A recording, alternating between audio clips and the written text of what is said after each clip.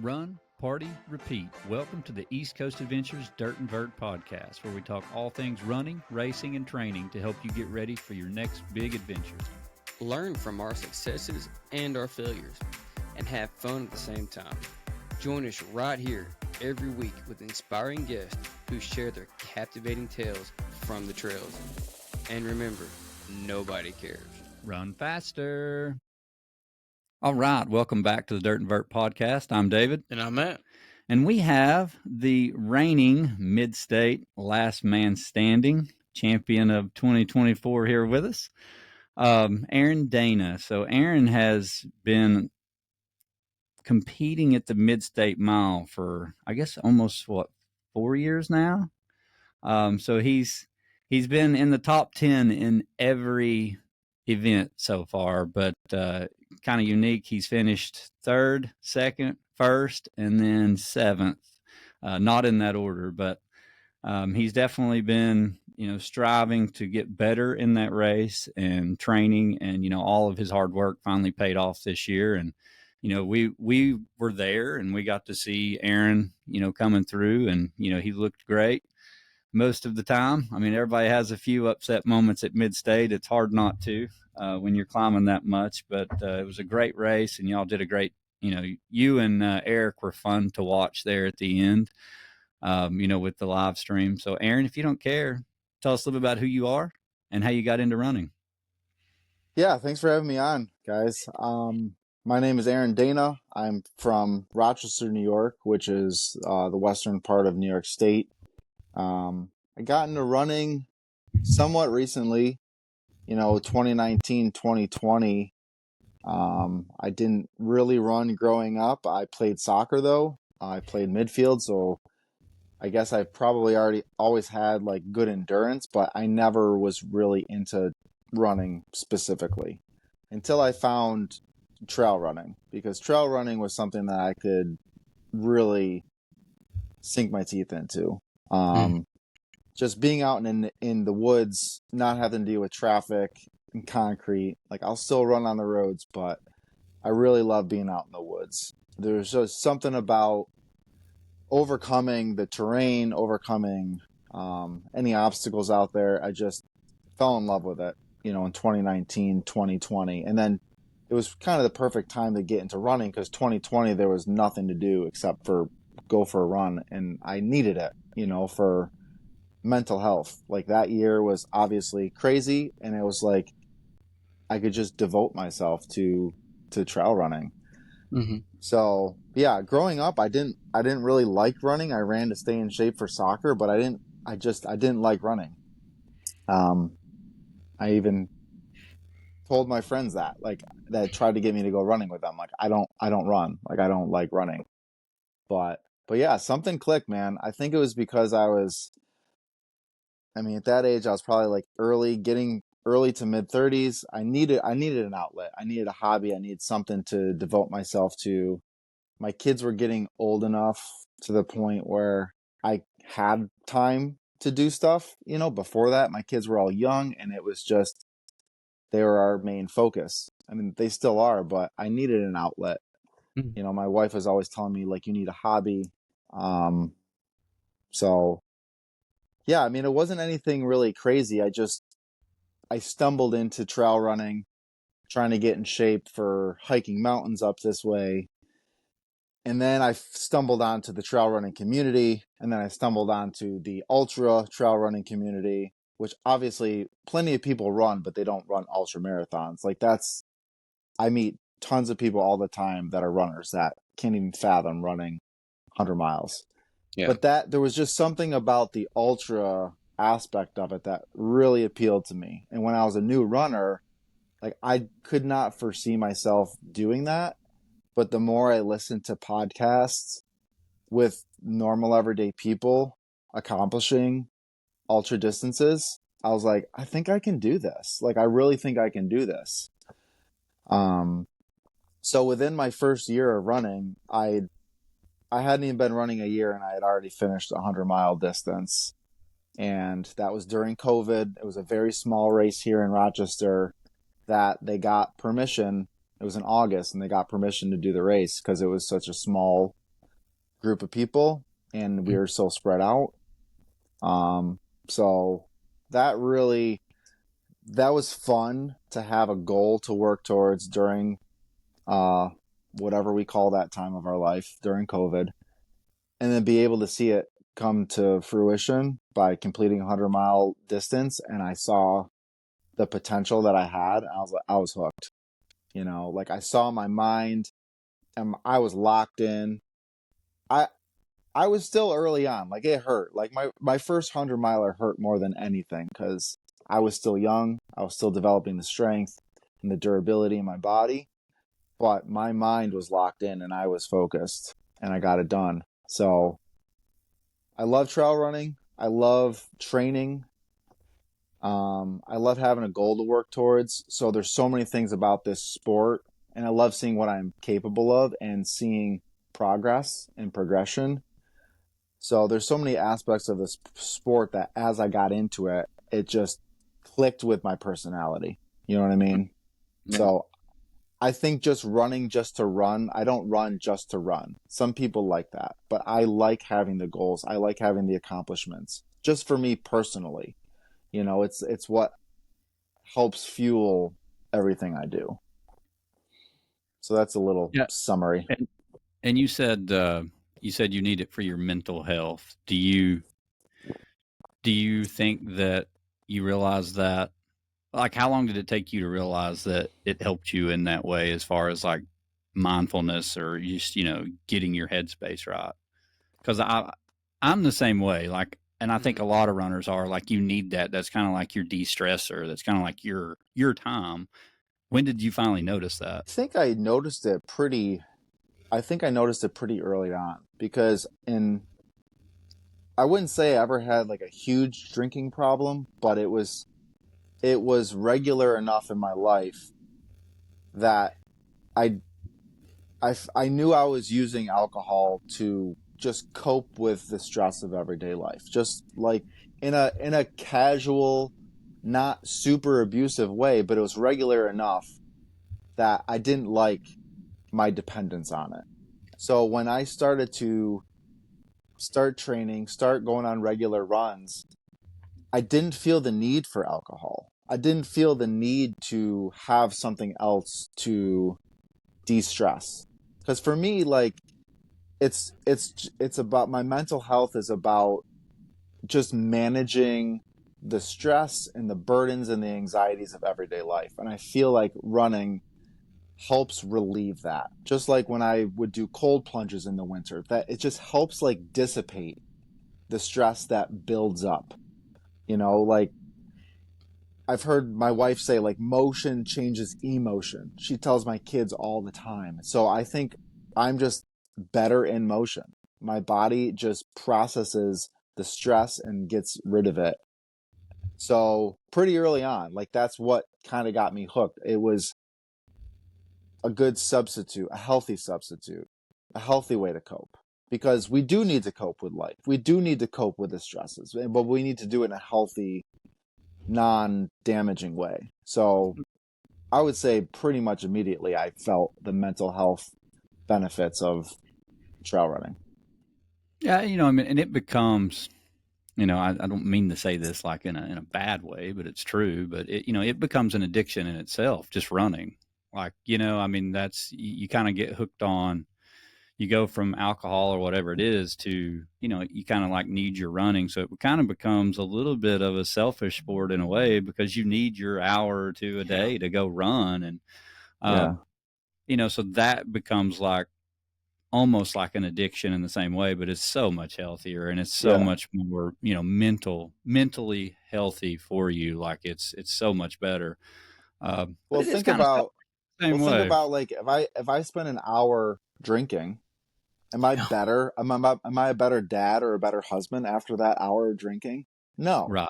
But if I go on an hour run and I come home, I'm present. I'm better to handle the stress of life. So yes, it's we're meant to be addicted to certain things. Like, we are meant to get in habits and stay in habits. Mm-hmm. It's the unhealthy ones that you don't want to be addicted to. You know what I mean? It's the good ones. Like my whole life is routine, you know, and my family, my wife sees the benefits that this is something that I'm prioritizing my health. I'm prioritizing me, and I need to do that. My wife needs to do that too. And we have to show our kids like they need to do that too. Like they need to have healthy outlets and something they can look forward to.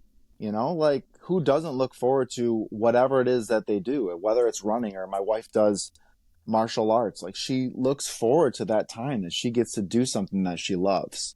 So yeah, it's an addiction, but like it's if it's something healthy, it's going to benefit not just you but the people around you. And running And definitely adds value. Has added so much absolutely. value to my life, you know. So I'm glad I'm addicted to that and not other Yeah. things right now. I mean, there's a lot of worse things you can be addicted to. That's for sure. And you meet a lot of cool people. You know, that's one of the benefits to this sport is you just meet all kinds of cool people. And you know, I think the other benefit to it is you learn to deal with hardship. You learn how to deal with things that are hard, that are just take you out of your comfort zone. You know, there was I think it's his name, Adhernan Finn, The Way of the Ultra Runner, maybe, or I can't remember what that Ultra Runner book is, but it reminds me there was a couple in there that he's got in the book, and they were doing it's like a 3-day race in the desert or something, and it's a couple, and she looks at her husband and she's like, I don't understand why we do this. We have a really nice house and a nice subdivision. You know, we could just be at home and we could be relaxing and enjoying life. And he said, that's exactly why we do it, because we need to be taken out of that comfort zone, you know, like so that you are not always comfortable, that you get pulled into these hard situations, you know, and that's so that you're more appreciative of that stuff too. And I was like, that's, you know, it's an interesting way to think about that. Like that is a good reason to not just stay at your house and be comfortable. And it Yeah. kind of even goes back to the cold plunging. Like to this day, I still hate to cold plunge. I do it 3 times a week, but I would rather run 100-miler every day than get in that dang cold plunge, man. I just stand there sometimes for like 10 minutes, Aaron, and I just stare at this thing, and I'm like, Well, watching Aaron do this up there in New York in the middle of the winter, where everything's frozen, everything's white, and he's still walking out his back door, jumping in that dang do thing. you have you gotten used to it, or do you still like hate it every time? You mean you'd stare at it before you got into it? Oh yeah, like Oh I go yeah. out there and I stand there still for do like that. 5 minutes, and I'm like, just trying to get ready. Like I think it's the worst thing ever. It's worse. The dread of it is worse than the actual Yes, experience because you absolutely. know what's coming. Yeah. It's harder when it's 0 degrees outside and the wind's blowing and snowing. I'm like, I don't want to go outside, period, let alone get in the water. Yeah. Well, you know, and if you can make it past that first 60 seconds, it just kind of starts chilling out after that. But that first 30 seconds, it's awful. Like it's awful. But after that, you know, you kind of get used to it. Like you said, Yeah. once you're in, you know, but So, it's hard. Aaron, I want to hear this story of you walking out about to get in the cold plunge, and your delivery guy shows up. Yeah. I want to I hear all this. mean, I watched it on there, but I'm sure a lot of people haven't heard this story. yeah, it was pretty hilarious. I mean, thankfully my doorbell camera got it. But, you know, I usually strip down to my underwear to get in the cold plunge and you know, it's just right off my back steps, which is where the Amazon guy comes to deliver packages. And so like I open the door, yeah, and then the Amazon guy is like right there. And it's cold, it's winter, and I'm in my underwear, and the guy walks up and he's like I like kind of like cover myself and I'm like, yeah, I'm just about to cold plunge. So I want him to not think like I'm just some crazy dude coming to the door in my underwear. And he's like, oh, it's like you do that? I'm like, yeah. He's like, oh, my dad does that, man. And he's like, he loves it. So we had this like little dialogue with me as I'm about to get in the cold plunge in my underwear. I'm like, all right, man, I'll see you later. But it's my biggest fear, like sitting in there, is like, is the delivery guy gonna come and just see this little head, you know, popping out the top of this barrel? I've had some people like, you know, friends come and visit, you know, they're stopping by and I'll just be like, hey, I'm out here just so you know. You know, they're like, I hope you got clothes on. I'm like, yeah, I do. I've got underwear on. Yeah, I got underwear on. It's hilarious. Uh, and I'll be in there like just trying to chill out, and my neighbor will like let her dogs out, and she'll just start yelling at the dogs, and I'm like, I'm trying to like zen out, and then she's all like yelling at the dogs. I'm like, I guess I'm not relaxing today. I don't know how you relax in the cold plunge anyway. So yeah.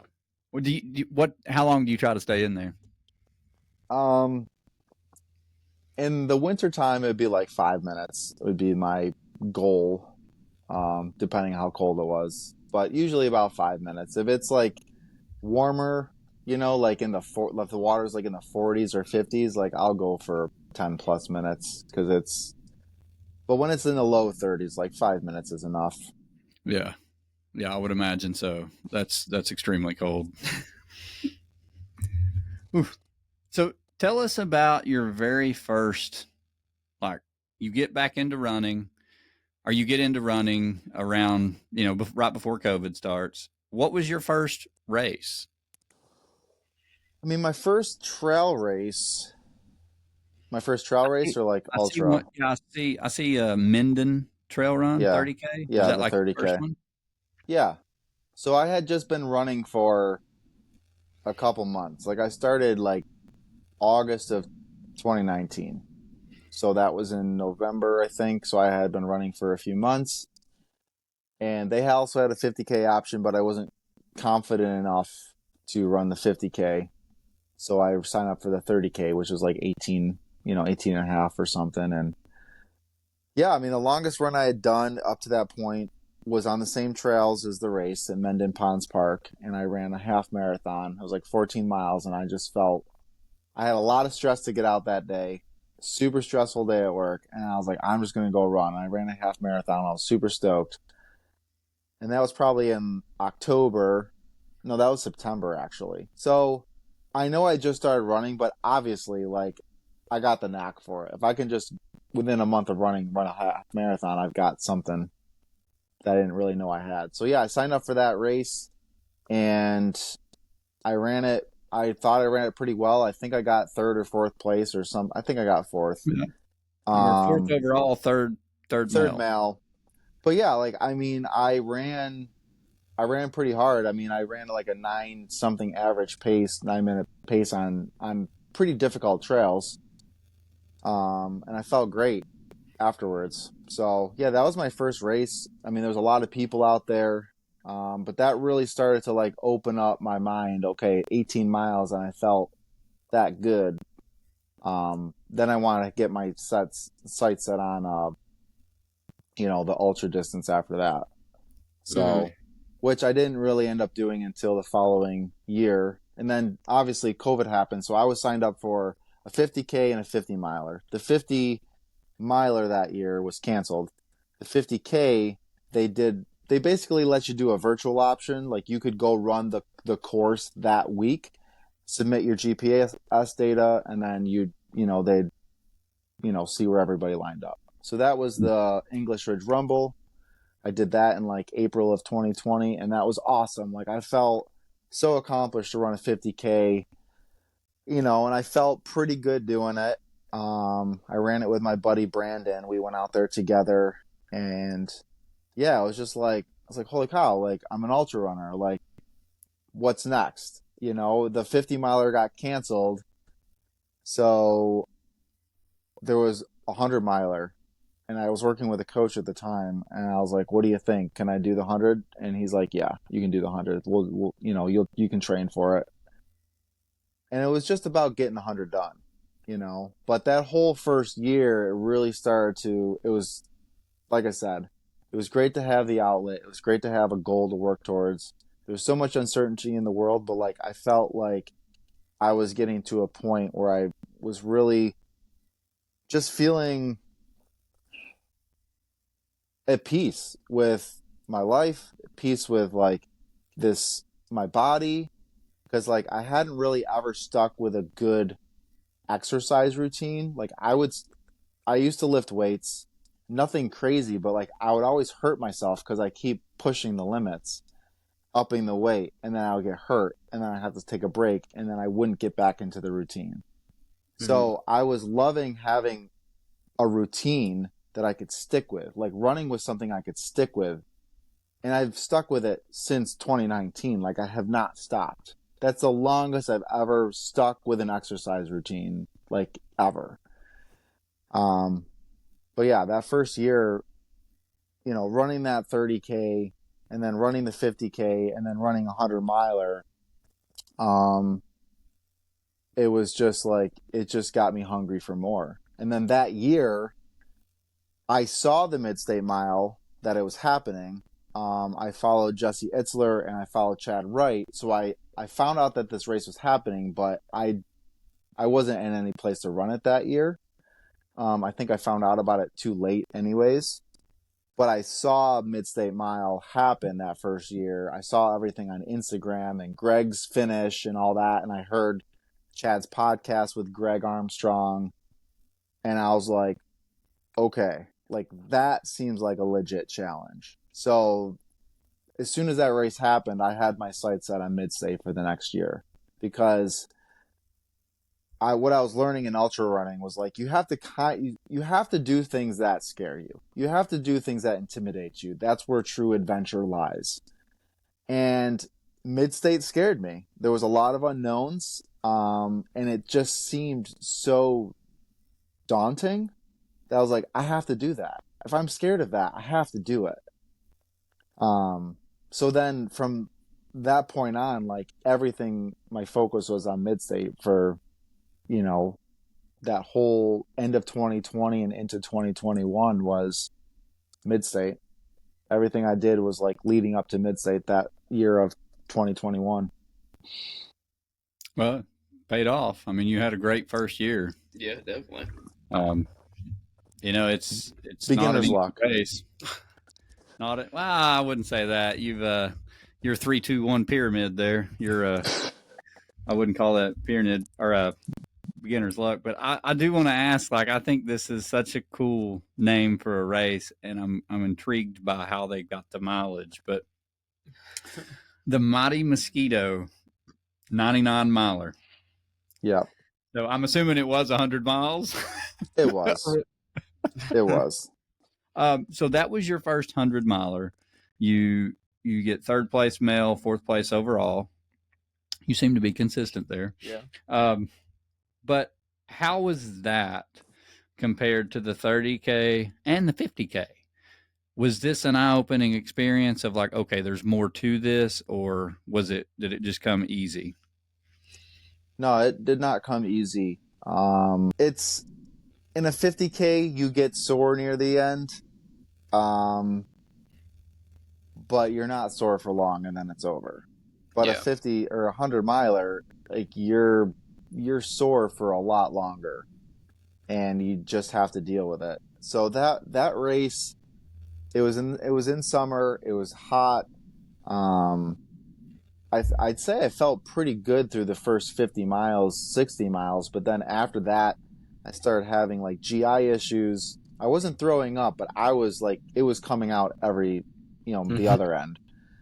And I was peeing a lot. And that was still early on as I was figuring out my nutrition and my hydration, and everything was just coming out of me. But I kept moving. So it was eye-opening for me. I had some coaching. I had some training with eating while I was doing long runs and all that kind of stuff. But there's just something about that first 100-miler. I feel like it was eye-opening for my brain. Like my brain had never experienced anything like that. And it was probably just in shock that we were still going. So there was a lot of learning experiences with like nutrition, hydration, and getting those things dialed in a little bit better. It was probably more of my hydration than anything, electrolyte imbalance kind of stuff.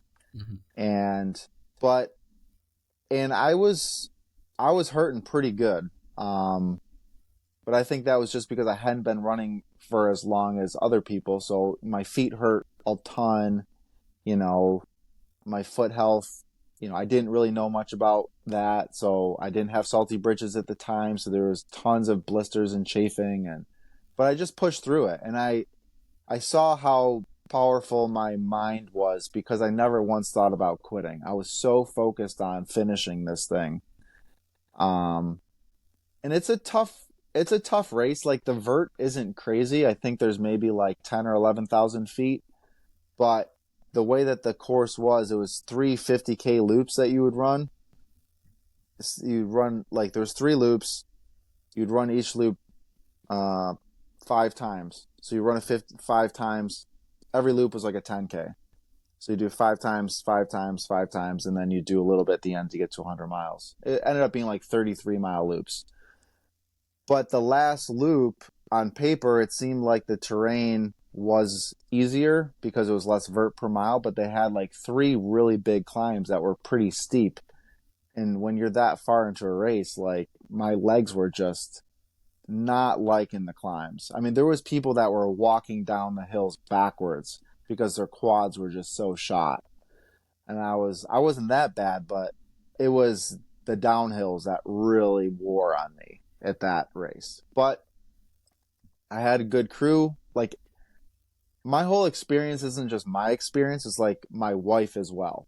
Because she had to understand what ultra running was too. I was learning what it was, but she had no idea what it was. And then I'm like, I'm going to run 100 miles. And she had no idea. So that was a cool race because every 10K, I'm coming through the same aid station. I'm coming through the start finish. So she could just set up camp and crew me from there. So it was a journey for both of us to learn about this sport, learn about the darkness that you experience late in those races and the struggles that you do have and how to work through them with other people. So yeah, it was not an easy race, but I felt super accomplished and I felt like my brain learned a lot. Like it was like, okay, we can do this. It's like developing those habits and those patterns. Just like if I'm out at Midstate, like my brain knows that we're going to be out here for a while and it might be afraid of it, but it can handle it because it's been there before. So that was that took me like 26 hours or something. And that was cool just to go through the whole night, but I sat way too much. I would come into the aid station and I would sit there for 10, 15 minutes and I would talk and I would eat. And it was like, I sat way too much in that race. I could have got it done quicker if I didn't sit for so dang long. But those are all learning experiences, So your first one, you're kind of experimenting in a way with your stomach, with your legs, with, equipment, with food, with electrolytes. Like your first 100-miler is truly a shit show, like normally because you've never literally for me. Yeah. I mean, and that's the thing. It's like, unless you've ran like 400 or 500 Ks, you've probably not really dialed that stuff in. And even to that point, 100K is still not the same. Like it is, there is something about those last 20 miles of a 100-miler. It's like a whole nother race. It truly is. There's something that just happens and you might be able to run those last 20 miles, but it's still the hardest, like there's still things that happen. And sometimes you're just like, why did I do this? Like, this is so stupid. I quit running altogether in my first 100-miler. Like I was never running again. 3 days later, I'm on ultrasign up looking at, whatever. But it's a hard experience if you've not ever really done a long distance, and you kind of just went boom, boom, boom, boom, and went right into it. Yeah. Did you experience, like, I know you had like all kinds of GI issues, but did you experience any like severe muscle cramping or anything due to the fact of the electrolytes and the GI issues? Did it kind of like deplete you on electrolytes even further? I don't think so. I've never really struggled with cramping in general. That's great. That's great. I mean, I did a little bit at crazy this year, but nothing that was unbearable. I got it under control pretty quick. So if anything, I feel like I remember my shoulders were cramping because I was using my poles a lot, and I'd never used my poles like that much. So my shoulders, I was taking stuff from my shoulders. They were starting to cramp up a little bit, but no major cramping from what I can remember. My legs were just super sore and super Yeah. stiff. How about your feet? Yeah, my feet were super sore and yeah, just blisters. Did you lose Yeah, any toenails? I don't think I did. No, I've only lost a couple in my life, so Oh, yeah, Oh, that's usually a positive. couple every 6 months. Yeah, Matt yeah. don't have toenails. The big Um, toes are gone. So let's talk about you do the 100 miler. You kind of obviously that pushed you over the edge a little bit more than I'm sure when you cross that finish line of the 100 miler. Let me ask you this first. When you crossed that finish line, how was that moment and how was that feeling? Yeah, it was incredible. Um, what's kind of cool, so you run the 99 miles, and then there's a little half mile. You go up to the top of this water tower, half mile. You grab this little rock, and then you come back down, and then you get 100 miles. You show them the rock. You show them that you got up to that water tower. So you leave the start finish to do this little out and back. So I brought my family with me, so I had my kids there because it was, morning, my wife, and and I hike there all the time with the kids. So we just got to go up to the top, had my little daughter pick out a rock, and then we go down. And so having them there and having my parents there at the finish and just realizing like I just ran 100 miles like for the first time. Like I can't believe I did that. Yeah, it's like all that training, all that work you put in, you're like, I can do this. Like I can really do this. So yeah, it's an incredible feeling. And I don't know if anything ever really tops the feeling of that first 100-mile finish that you prove to yourself that you could do it. You Mhm. put in the work, you sacrificed a lot, and then you got to share it with your family. Like my buddy Brandon crewed me and ran the last 50K with me. So it took me 10 hours to run that 50K at the end, but he did it with me and he crewed me up to that point. It was incredible. Like I couldn't have done it without having him there to just work through things in the night and to keep me focused and keep my mind, where it should be. So just the whole entire experience, it's like surreal, that we can do that, but then the support from your family and the support from like the crew and the volunteers, it just adds to it. Like you're not doing it alone. You get to share the experience with everybody else. So yeah, that was incredible. And it just got me hooked on that level of challenge, and then some, because like I said, a 50K is great. And if you want to run it fast, like that can be a fun challenge, but it Yeah. doesn't bring you to the same place that a 100-miler does. No. And you're right that feeling of your first 100 miler is hard to ever beat or describe that feeling of like just self accomplishment and how amazed you are that you just ran 100 miles because it's hard to even think about when you first do it yourself. Yeah. Like, and you live like a whole life in one day from Yeah. from the the best part of the day to the worst part of the day and everything that can happen in between. So and if you have stomach issues, man, it just adds to that whole experience because like then you throw that whole mess in there. So Yeah. it's hard. Did that like send you over the top as far as like ultra running, or did it kind of like pull you back any? No, I think it got me questioning, what else is out there that I could do. Um, and I wanted to keep improving. So, I mean, so that race I've run, so the Mighty Mosquito, I mean, it's a great local race. I wish it got more of a draw. There's a really big 100K that happens around the same time, Twisted Branch 100K, and it's a Western States qualifier. So that draws tons of local people. A lot of people train for that race. And then this Little Mighty Mosquito race doesn't get the same attention because it conflicts with that race. But I like that race. So I ran it again a couple years later, and I ran it better, than I did 2 years previous. And I won it, so Oh, that that's was fun.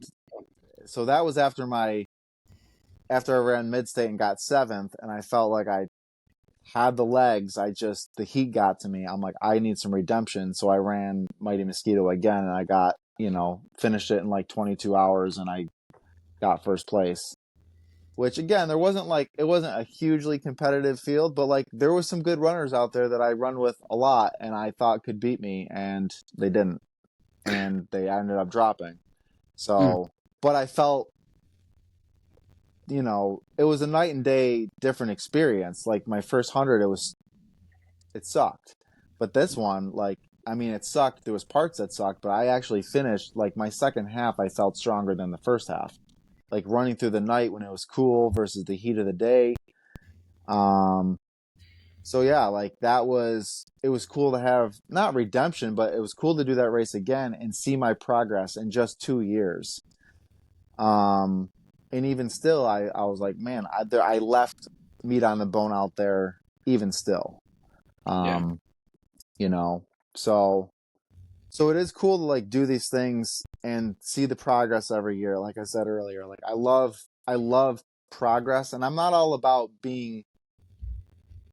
I'm not as concerned about being fast per se, but like I like being more efficient. So like if I can learn to be more efficient at aid stations and more in tune with my body, if I can pace myself better, so that way I'm not destroying myself early in a race, like going out too hot, and then I'm shattered by the end of the race where I can't even run anymore. Like, yeah, that's a good feeling because you feel like you destroyed yourself, but you also were kind of dumb, you know? So that was my experience with Twisted Branch. Like I tried to run it really hard the first time I ran it, and I just blew up at the end, and I was just hiking it in. Versus 2 years later, I ran it, and I ran it an hour and 40 minutes better, and I felt amazing at the end because I paced myself better. Mm-hmm. So like this sport, getting faster isn't just about your fitness. I mean, it can be making sure that your body is strong. It can be making sure you have all of your nutrition and hydration dialed in. It can be you pace yourself properly and you don't blow up in the beginning and you save yourself till the end.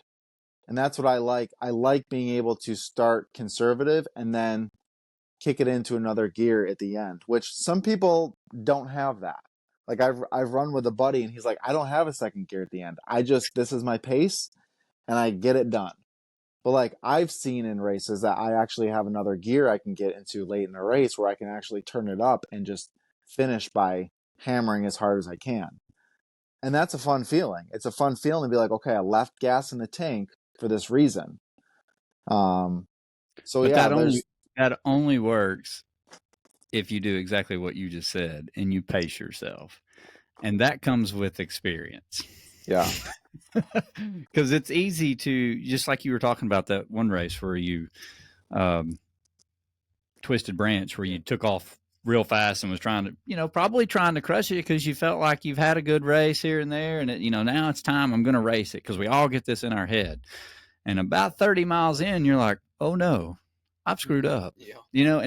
And there is nothing more humbling in this world than getting buried in a race and you still have like 30, 40 more miles left to go, because then it's like, what am I going to do? And that's where that mental toughness plays such a strategic part in trying to finish a race that you raced poorly, Right. because we all do it. And if you ever, some people do their very first 100-miler like that because they don't know any better, and they just don't ever finish it. And then they don't ever try again. But if you learn how to pace yourself, it's so much different, like you said. And, I would almost question, like your friend that says he doesn't have a second gear. He might be right on that threshold of like pushing with all he's got for that 100 miles, and he just doesn't have anything left, and that could be it. But the fact that you've found your race pace, and it only gets better as you get more fit and stronger and better at endurance, which sometimes just takes you got to get those legs underneath you. They got to get that ultra experience. Um, but there is nothing funner than running 100-mile race and racing like the last 20 miles, like Yeah. actually being able to race. That is such a good feeling. Yeah. It makes you feel like you've finally figured it out until the next race goes bad, and then you get another piece of humble pie. But like Yeah. it's you're in Yeah. that moment and you're loving it, and Yeah. that's one of those moments that you just don't forget. Yeah. Well, the interesting thing is like it's fun. I like doing races,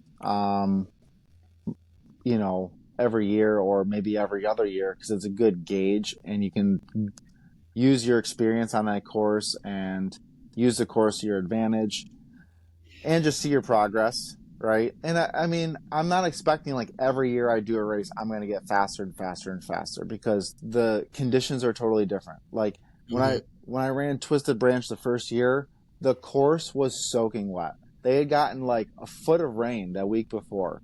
There was so much mud, there was so much water, and the finishing times were just slower in general. And it was hot as heck and humid. So like that versus the 2 years later, it was a little bit cooler and it wasn't as humid and it was dry conditions. Like it, so every year is not going to be the same, even on the same exact trail. And where you are in your journey isn't going to be the exact same, but it is still fun, like applying the lessons that you've learned and see if there's progress. Because like the first year I finished Twisted, I could not have run another mile. I was shot. But I finished Twisted 2 years later, and it's only 100K. It's not 100 miles, but still, I felt like I had 100 miles in my legs. I'm like, I could have gone for 100 miles today, and that's a good feeling to feel Yeah. like you ran a good race, you know, in a pretty competitive field, and you could have kept going.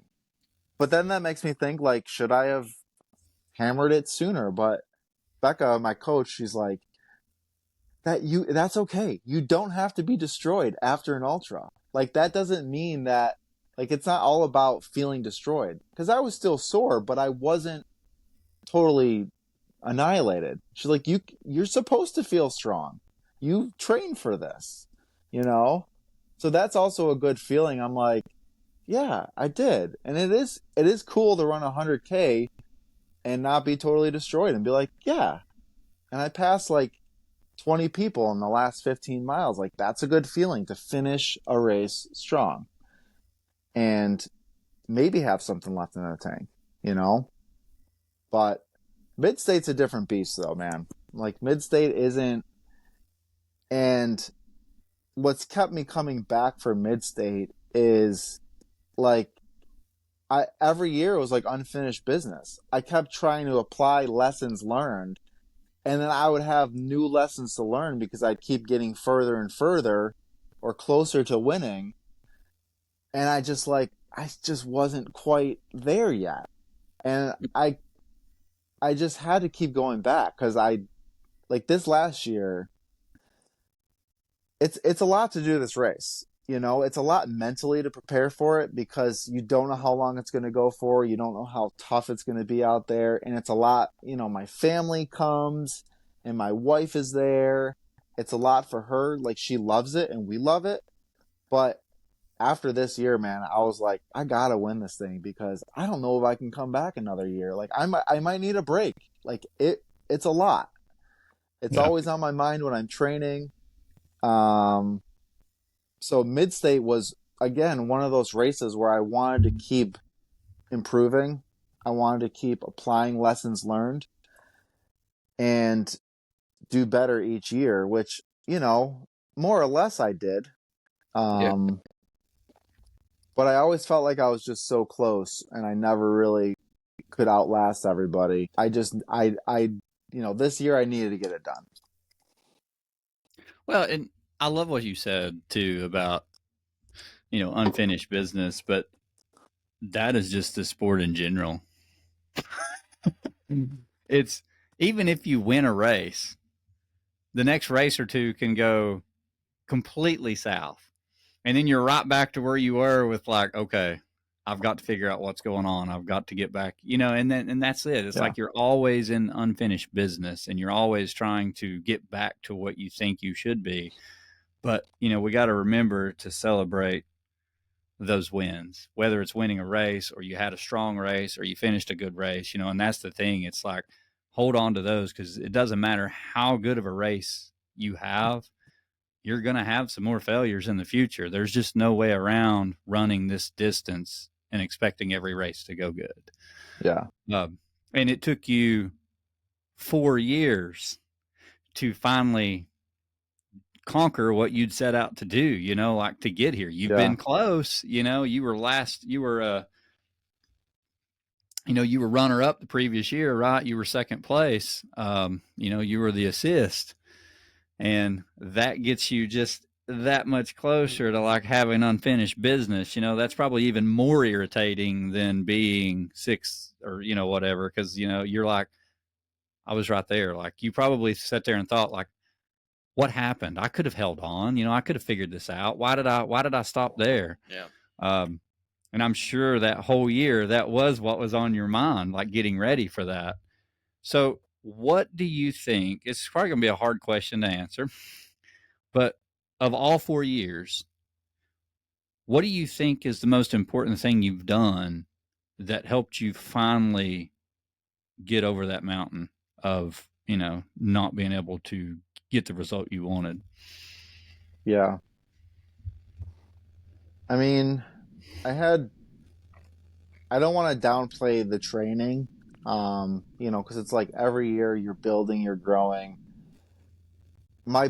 My body physically, I feel like, was capable for several years to do what I needed it to do to win.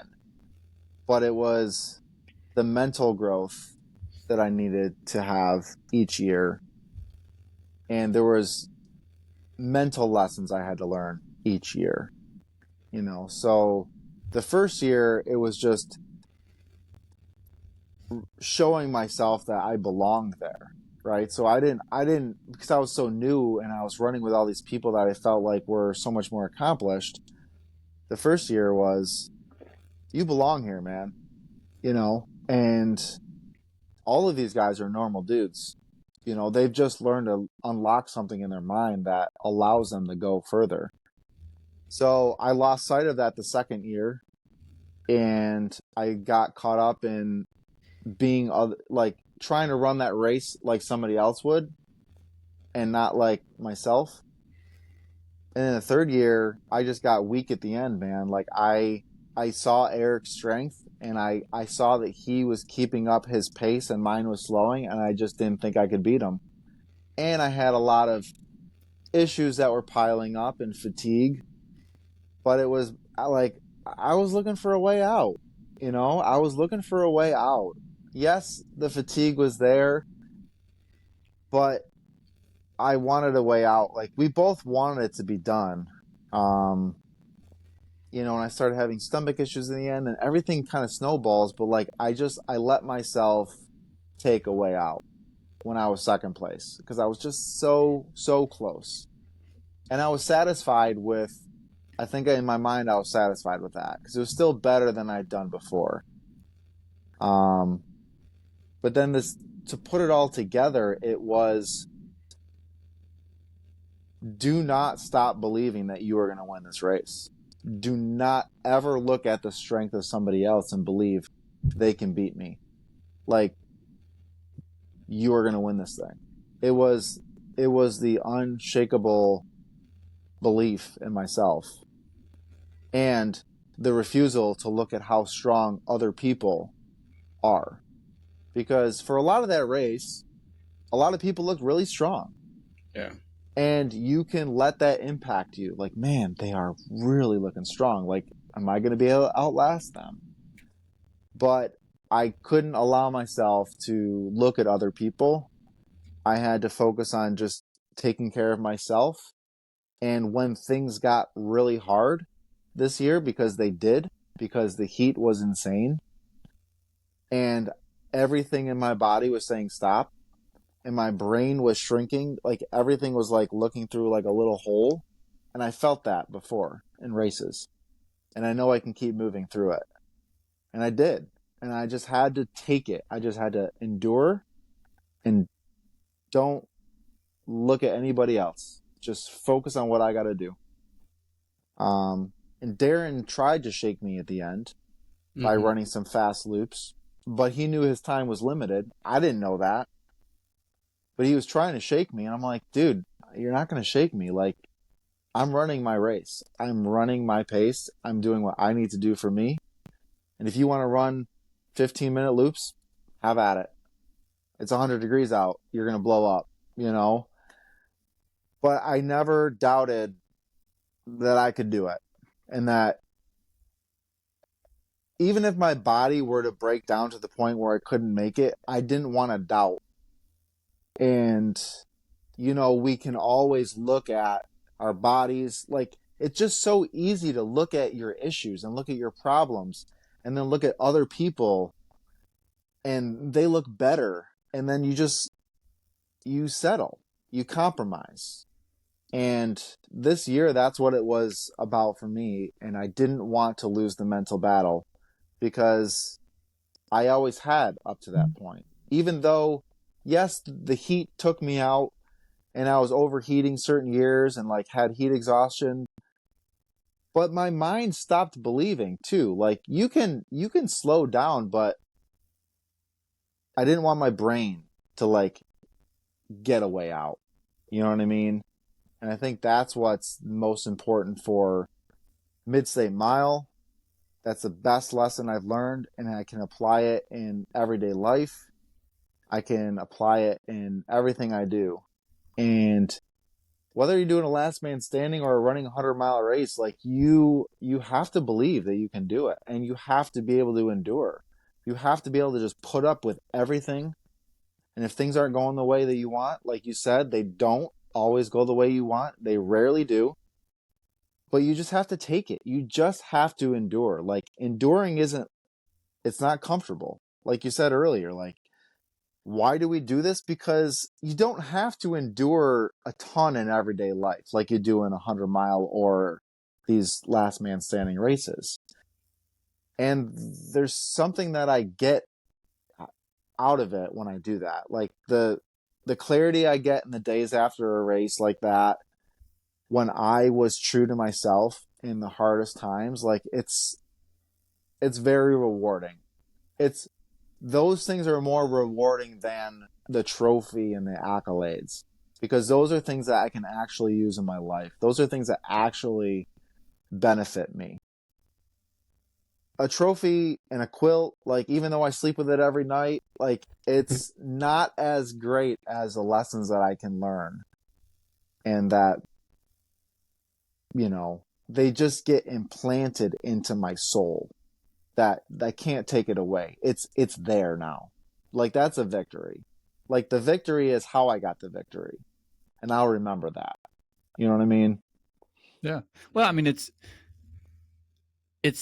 you know, the race in itself, and I've said this before, so people are going to know that, you know, what I'm about to say probably, but the race itself is the celebration. You've put the work in. I mean, it can be the worst day ever. You still take away all of that work that you put in, all of that fitness that you've created, all of that you've done. That's the gift. The race is the celebration, and some races go really good and some races go really bad. And there's a lot of factors going into a race that really make the difference on your performance. And, you know, and that's one of the things that I love so much about a race, being a race director or being in a race. It's like, I don't know what that person's life is like. I don't know what this person's been through. This person may have lost their brother or sister this week, you know, and that's the thing. It's like, you can be standing beside the best runner in the state. That doesn't mean they're going to win. You have no idea what that person has been through, you know, and you can be the fittest person in the world, but if you're mentally not okay right now because you've had something go wrong, that's super impactful. super impactful. And, you know, sometimes it's these people aren't signing up for a race just to race. They're just signing up to be a part of the community, to get away. And what you're saying about not comparing yourself to someone, you're exactly right. Sometimes it's a poker face of just like, you know, I'm going to make them look strong. And then all of a sudden on mile 50, they drop like a rock, you know, like you can't get caught up in that. And all it takes, just like you were talking about with Eric, one small crack in your foundation. All you need is 1 minute of weakness. And you can talk yourself into, I'm okay with finishing in second. Yeah. Yeah. And that's all it takes. So for you to come and do what you did this year, your training had to be good. Like it had to be really good. You had to train and get your legs ready for that type of elevation. But your mental game had to be spot on, which means you're checking the boxes at home. Your wife's fully supportive. You've got things going. I mean, you've got to go into this race, any race that you're trying to win. Like if that's your goal is to like be the best you can and win this race because you've been so close, you have to check a bunch of boxes. You might get lucky here and there, you know, and things just fall right, even though you've had a terrible month or two, you know, but for the most part, you have to walk in with not only your training being good, but your head has to be right. Yep. Because just like you said with Eric, I mean, it just takes one bad lap and you're gone. And you just spent the last 20 something hours trying to win this race. And you got a moment of weakness for 4 minutes and gave up, you know, and that's where you walk away from this and you're like, what the hell happened? Yeah. And Exactly. so I'm extremely proud of you because so many things have to go right in a race like this. 100-mile race, you can get through a 100-mile race, no matter how bad you are. You can get, you know, if you're in bad shape, you can stumble and get through it. Yep. A last man standing, I don't care if it's Midstate, a backyard, or a 2-mile last man standing somewhere else. You're on someone else's time. Mm-hmm. And when you're on someone else's time, you have to be on your A game for everything to go right. So kudos to you for like pulling everything together to battle, because I mean, literally you're going to war in a race like this. You're not only with yourself, but you know, you're also trying to not show your weakness, because when you do, people are going to try to test you. Just like Darren, you know, he told us on the podcast, yeah. He's like, I tried to break him. And, you know, you showed maturity that takes a little while for you to build this, but you have to show maturity and to know that I'm running my race. I may not be as quick, I may not be as fast, but damn it, I'm going to be here, you know, and that's what matters. And that's exactly what you did.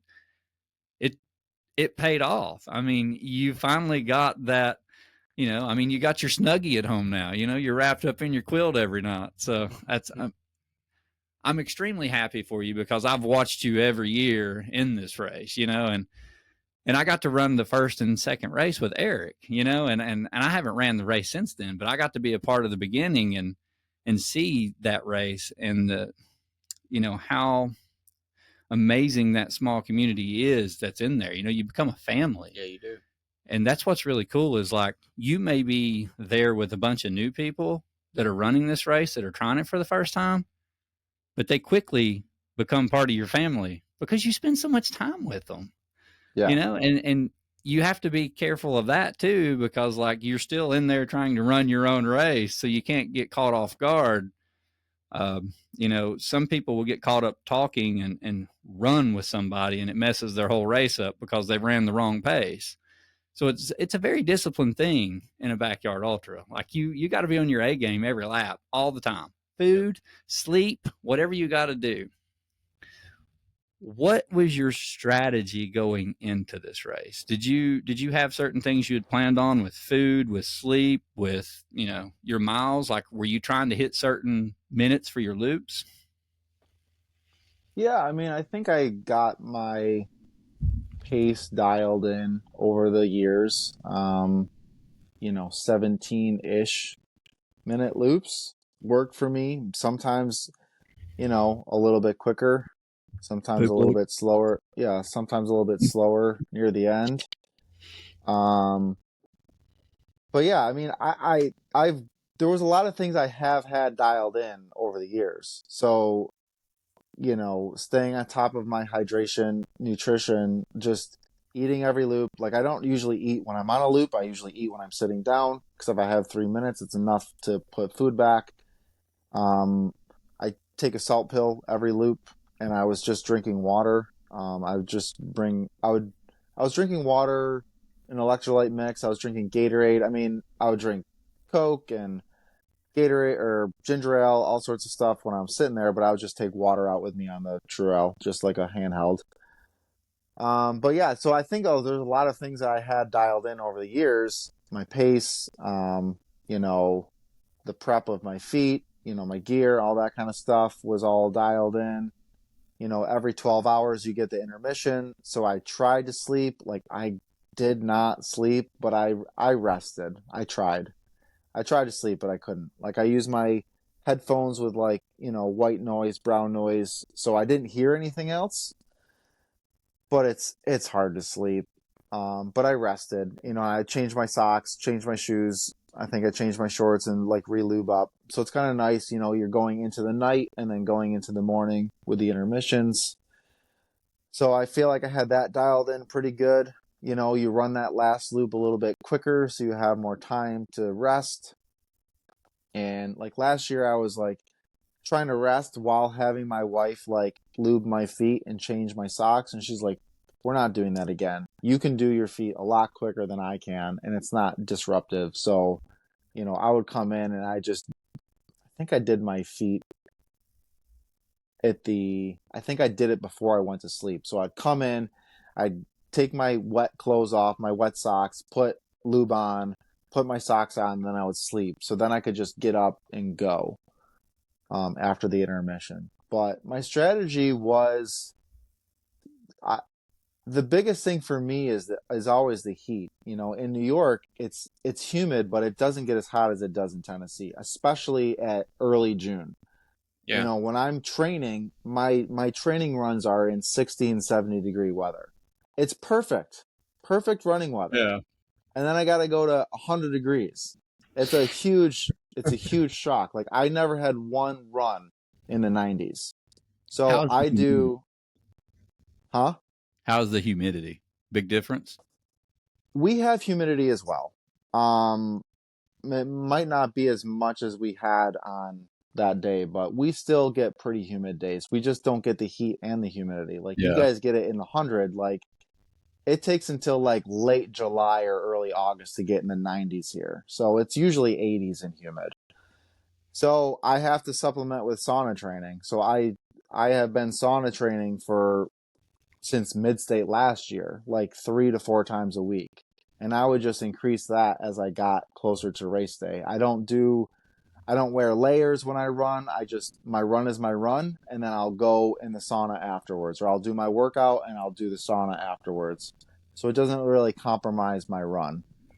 Um, but yeah, I mean, my strategy was just to stay consistent, um, and I really did want to sleep, but I couldn't. And I had talked with Becca about maybe taking some like power sleeps, if I can even sleep for like 1 minute, like during the night, but I was not able to sleep at all. So I just pounded caffeine like all night long.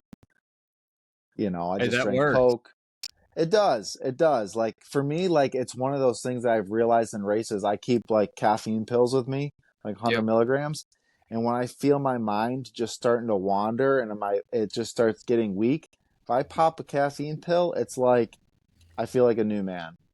Because Yep. I'm still eating and drinking, but the caffeine just takes that edge off. You know, and I do cut out caffeine a little bit like the week or so leading into the race, so maybe I can have a little bit more benefit. But yeah, I usually just like prioritize sleep before a race. Like I really try to get really good sleep, really take the taper seriously, and like rest, recovery, hydrate, tons of hydration before a race. But it's still a battle out there, man. You know, it's Oh like yeah. you can do everything perfectly, but it's like how much does that help? I don't know. But it's staying present in the race. It's staying on top of everything. Like I was taking salt like every loop. I know there's some runners that got behind on their electrolytes, that got behind on hydration, and I'm like, I don't know how you do that. I've been taking a salt pill every loop every year I've done it. Like just take a salt pill. You know, like get your electrolytes, you know, and like so unless you have no time to do that, but even still, I've honed it in over the years. But my strategy wasn't anything crazy. It was just stick to what I know works, and in the end, don't get mentally weak. You know? That's hard to do though, and especially when you're to the point like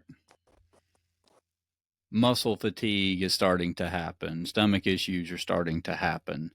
That's when you get those little cracks in your armor, that cause you to start breaking down. And the thing that is really, really, really hard to hone in on, unless you got a crew there with you to help, is it's sometimes it's as simple as just needing a caffeine pill because that caffeine pill is wearing off and you're like a child and you're whiny and your popsicle's not even going to be cold enough. Like that it can be Yeah. as simple as that, but to you're a grown child out there completely upset and you feel like the world's falling apart, but you could just be behind on nutrition. Your caffeine pill is wore off and you're sleepy, but you can't really work through that sometimes by yourself. So it's really important to have, like your wife, she knows you well enough to probably call you out and be like, okay, you got to eat, or you need to take your salt pill. You forgot, and stuff like that. So having a proper crew person there with you that really understands you and is not afraid to call you out Yeah, definitely. is so important in a race like this. Did Yeah. did your wife help you? Like, was she there with you this year, crewing you? Hmm. Oh yeah. I Yep. thought so. Did I'm sure she's became an integral part of this race for you too. Yeah. I mean, we processed a lot, every year. You know, it's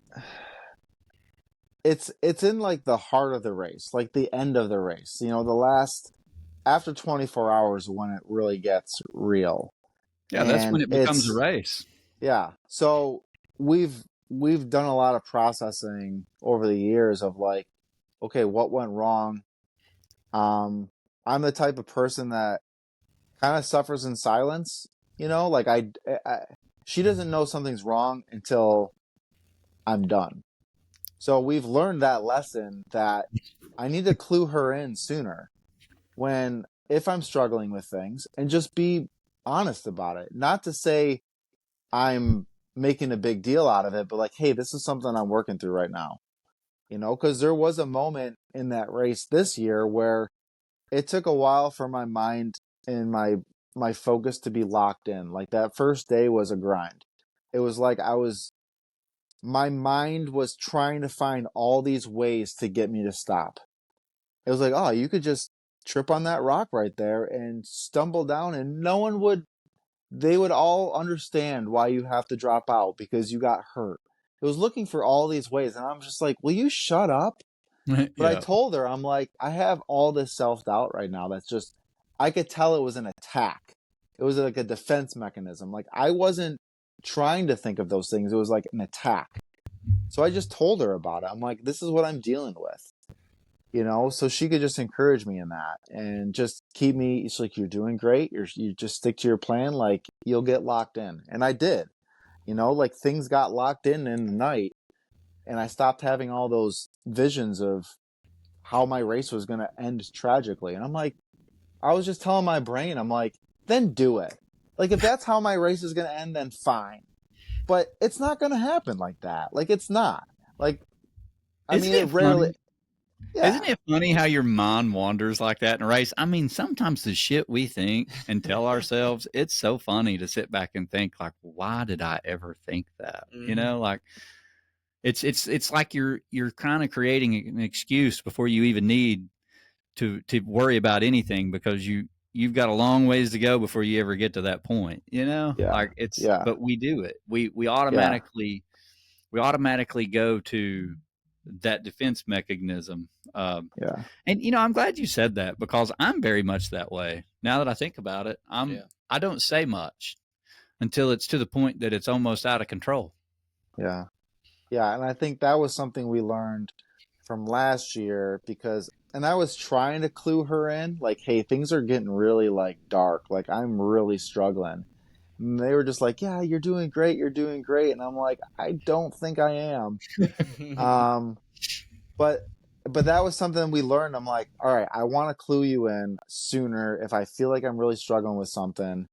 And just so she can help me problem solve, because I think what happens late in those races, like, I stop losing the ability to problem solve, or even the desire to problem solve, because you're like, whatever, like, you kind of want it to be over. So I didn't want to lose the ability to problem solve. So it's like, I need to be able to let you know what's going on so you can help me problem solve. You can maybe talk to some other people and be like, okay, what do you think? Brandon Michael Clark was there. Like, they could do a powwow. Which I didn't really have anything like that this year, but I had it in my toolbox to be prepared. Like, if things got really bad, like, I wanted to really let her know. But that's an awesome way for us. As I said earlier, that this whole ultra running thing, like, it involves my family. It involves my wife. Like, they have to understand why I do what I do, or else I can't do this. I have friends that their spouses might struggle to really support them because they really don't understand why we do this. And it's hard for them. It makes it harder. But when I have a wife that is fully bought in, fully invested, fully supportive, and in a moment like Midstate, she's like, we're only here for the purpose of you winning this race. I am here. We have nowhere else to go. We're here as long as it takes. We have a plan to keep crewing you for as long as this goes. Like, don't think about me. Don't think about how good it would be if we were back at the hotel chilling. You stay in this race. So to have a spouse that's that supportive and that believes in you that much and is literally helping you, and then you have your kids helping you, like, it's fuel. But she, through Midstate, has really gotten to see what ultra running really is, firsthand. She didn't understand ultra running until we did Midstate, and then she's like, I get it, because she feels the same energy that's there. In other races, it's not as easy to, like, really grasp the power of ultra running, but like Midstate, you just get to see it on full display, with everybody just testing themselves. I was going to say, you get to see raw emotion, and it's the gratitude of being completely humbled or destroyed and leaving it all out there. Like, you see so much emotion in these last man standing races, and Midstate being, specifically one of the most that I've seen the most, because it is the elevation. It is the 20-minute time limit. It's that sun, it's that humidity right in the middle of June, and you literally see, grown men and women crying at the finish line because they didn't hit their goal. No, because they've given everything that they could have possibly have given, and they're walking away happy about that. Like, some of them may be upset that their race didn't go that way, but they still feel like they gave everything they had, and that's super humbling to see. And when you get to watch that firsthand, whether you're a runner or not, it changes your perspective. You feel that, you see that. Yeah. Man, I still love looking at pictures from Midstate Mile. Nothing like it. Yep. It's special, man. That very first one with Greg and, with Greg at the finish line, most importantly, Greg running through that finish line, you feel all of that. You're not thinking about anything else. You feel that man's pain. And the fact that he is not giving up, it's so moving to watch someone truly fight so hard to do something and not be able to. Yeah. Like it's you can't even really describe it. You just have to be there and see it. Yeah. No, it is. I got And then like the thing about the race that I don't get to see all of that though. When you're running, you know what I mean? Like it's just up. You don't even know who's dropping out half the time right. until it gets, especially as you're going through the night. So I don't get to see it as much as anyone that's crewing or spectating. The documentary was cool because you got to see some of those stories that like I had no idea that people were experiencing because I was just focused on myself. But as a crew or spectator, like that's what's so cool about this race is like you can actually see so much emotion. You get to see so many other people's stories. As a runner, I don't, I'm just so locked in that another one bites the dust, Yep. Absolutely. Yep. When you start the race and you look behind you and there's less people, you're like, oh, well, all right. Getting closer. I was kind of a jerk this year. There was some guy that was talking about, oh, what's it going to be like, tomorrow or this or that. And I was like, I don't know, but you're not going to be there. You're like, well, the race doesn't start until there's only a few guys. I'm like, yeah, that's true, but you're not going to be there. You're like, what are you saying? I'm like, I don't know who you are, but you're not going to be there. I'm sorry. And I was just like, and this was like early on because everyone's excited, and I'm like, sorry, man, you're not going to be there. I could tell right now. Crushed his soul. I know. And then the other people around were like, wow, that was kind of brutal. Aaron, I'm don't, like, don't yeah. be so harsh. I know Aaron. When I'm running with Aaron's all like locked in, looking down at the ground, and so serious. I don't get. Aaron doesn't talk much when I'm around him. Well, good. He runs like I do. I listen to everybody else talk. He does. He'll let you listen. You talk to him, and I'm like, yeah, Well, don't worry. I mean, Luke keeps everybody entertained out there. That's true. Luke. Luke's too far ahead of me. No, So, he is. He slows down in the night, though. Yeah, what advice would you give a brand new runner going to Midstate in 2025? Oh boy. You talk a lot about humble pie. That's a good question. Midstate Mile is not about the distance that you're going. So don't have a goal, distance, or time. Like, you have to embrace that clock. You have to embrace the time they give you to run your lap and take care of yourself. You need to run the lap. You need to take care of yourself. You have to learn how to live your life in 20-minute increments, like Eric Kienle says. And you have to practice it. If you want to do well or do as well as you can, because if you don't take care of yourself, you're not going to get as much out of your body. So this race, you really do have to be in tune with what you need. So if you're a new runner, I would do a lot of things leading up to Midstate to get as in tune with your body as you can.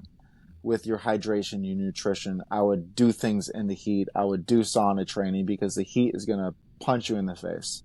Mm-hmm. But don't be disappointed if you don't get as far as you thought you could, because there are a lot of lessons you can learn in this race.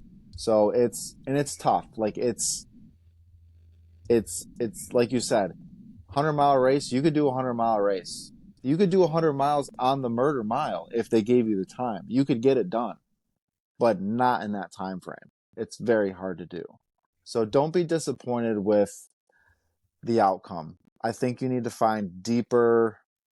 I think there's deeper things you find on the Murder Mile than just the accomplishment of the distance and the vert and all that kind of stuff. Embrace the community and really look to learn about yourself more. Like every year it's cool to have like PRs and distance and that kind of stuff out there in the elevation because it's just such crazy elevation. But it's the lessons I learn about myself and the friendships that I make that are lasting. So That's what you really need. You have to have your motivations be right. Don't just think, oh, I just want to come out here and crush it. Like, you need to be willing to learn what the Murder Mile wants to teach you, because it will, if you're open to it. Whatever you need to learn, you will learn it. And that's what you're getting out of this race. It's not the distance, it's not the accomplishment, it's the lessons. That's great advice. I'm glad I asked you that question. And I do love the fact of, what you and Eric have both said, and that's you got to learn to live your life in 20-minute increments. That's great advice. I mean, if you're going to plan and practice anything, go find a really steep mountain, crew yourself, run up it 10 minutes, run down it 10 minutes, sit, or whatever you need to do. But 20 minutes, you got to start every loop and figure out how you're going to hydrate, how you're going to fuel. It's trial and error. And you don't want to wait till this race to try to figure that out. No. You'll eat a lot of humble pie. Mm-hmm. Yeah. But yeah, what you said too is don't have a mileage goal. That's 100% accurate. I've seen people that have said I've ran 50 miles, I've done 50-mile races. I've done a 100-mile race. I've seen them do 20 miles at Midstate Mile. Different ball game when you're on someone else's time. So that's great advice. Yeah. Aaron, we're going to start some questions. I'll give Matt a second to pull up the questions, but I want to go ahead and ask you the same question we ask everybody on this podcast. And you've already hinted at this some and kind of talked about it a little bit, but a little bit more detail of why do you run? Like, what truly is your motivation when things are so hard and you're wanting to trip on a rock just to pull yourself out of a race? Like, why do you do it? What keeps you going? What keeps me going? I mean, why I run it, why I run these races, why I continue to endure in the races is because I have to be true to who I know I am in those moments. I have to be, I know I can endure. I know I can persevere. I know I'm strong. I know I don't quit. I know I keep my promises. I have to be true. These races allow me to be true to who I want to be when things are very hard. And when you don't feel like it. And it reminds me of how much strength we have within us to do these things.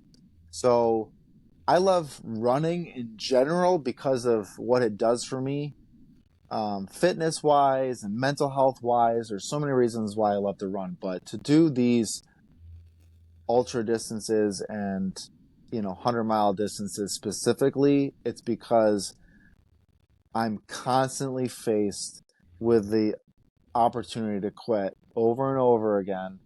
My mind will always be finding these ways. But isn't that what happens in everyday life?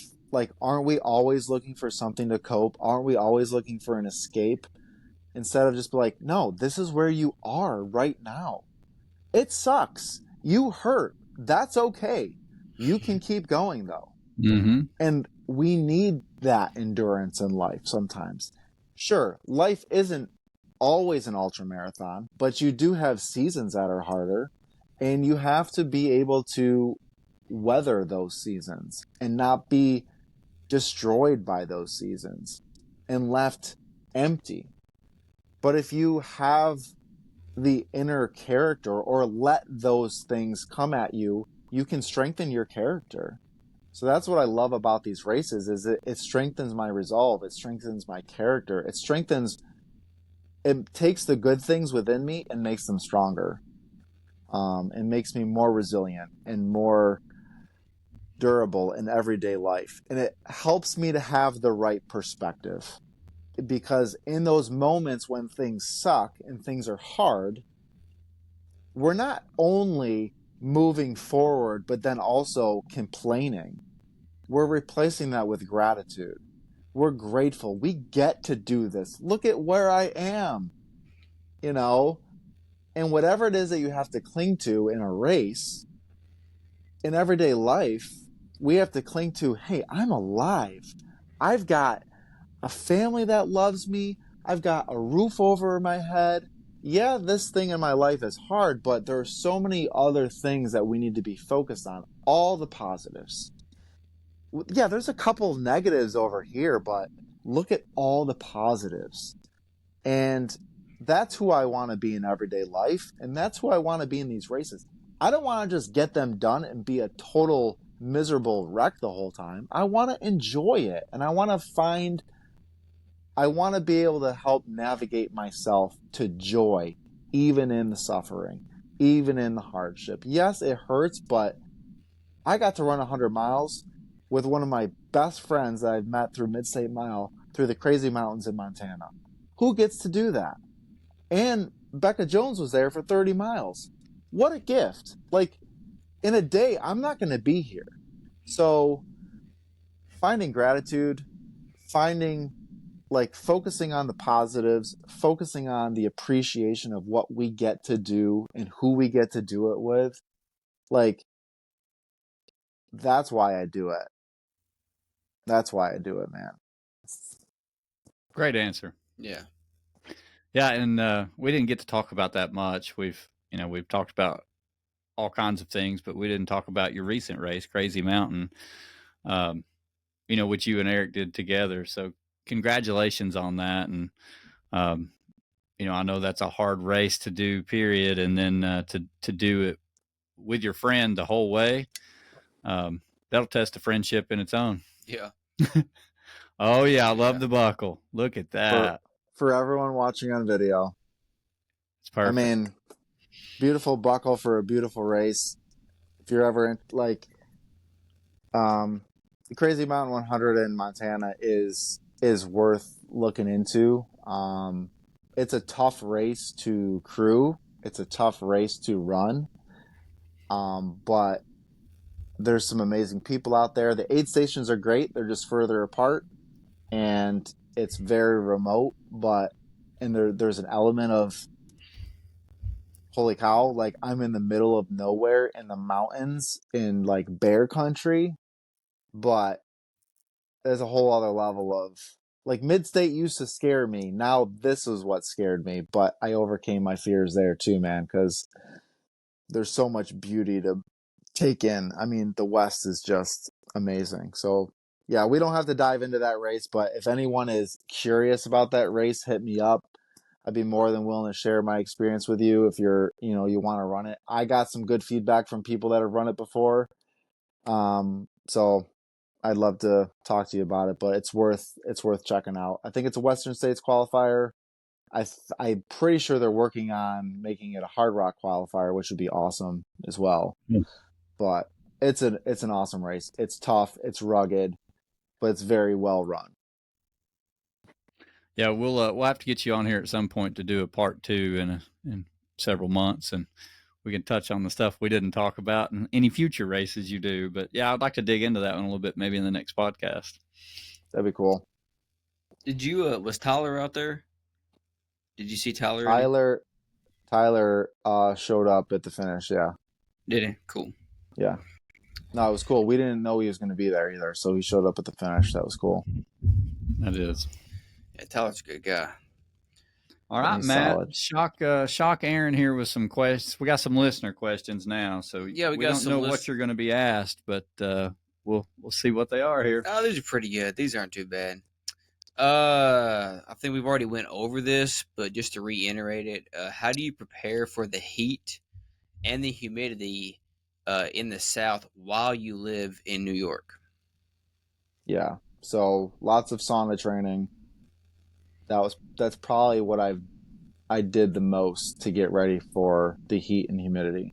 Like I said, we do have humidity, but we don't have the same level of heat. So sauna training has helped me. And it just builds up my heat tolerance, and your body gets more efficient. Like I'm pretty sure you lose less salt and you the ratio of like the salt that you're losing is lower, so your body actually gets very adapted, becomes more efficient. So yeah, sauna training like Maybe, 3 to 4 times a week. maybe I should get a sauna and just put my cold plunge in there. I might actually be able to cold plunge then. Well, they say you do sauna, cold plunge, so you can just do it in the sauna. Yeah. Back and forth. Yep. What is your bucket list race? I think I'm trying to decide what my bucket list race is. I mean, I'm sure a lot of people would say Western States. Like, I'd love to run Western States just because of the history, and I want to experience that atmosphere. So I'd say Western States, but I'm trying to decide what big races I want to have on my bucket list. One of the races I'm thinking about preparing myself for might be Uray 100. Ooh. I don't know if I'm that badass. If I'm ready to do, spend 48 hours to go 100 miles. Hmm. And then also probably at some point I want to get into 200 milers. And I think like doing one of Candace's races would be cool. Yeah. Or Cocodona. I haven't really looked into what's the one in Tennessee that you guys did? Ball State. Ball State. Like, I can't understand why you guys want to run on the roads for that long. Yeah, that is just completely different though, because there's no, like, you're self-supported for 300 miles. It's a race, but it's I mean, you don't have nothing to look forward to. There is a 200 miler now in Georgia, on the Pinhoti. It's the Southern States really? 200. So last year was the first year of it. Our buddy Ron Fortenberry ran it. We had him on here. He talked about it. He really liked that race. It's the same guy that puts on Blood Rock 100. Okay. But yeah, it's new. So you do have one that's, not all the way out west that is closer to you. It's legit. Yeah. I think it's 200 miles on the actual Pinhoti Trail. So wow. So yeah, I don't really have a huge bucket list. I'm still getting, like, I've been so focused on Midstate that I'm like, that was dominating my race schedule. You know what I mean? Now that I'm like, okay, I'm probably going to take a break from Midstate next year and I can expand my horizons a little bit. So I'm open to suggestions.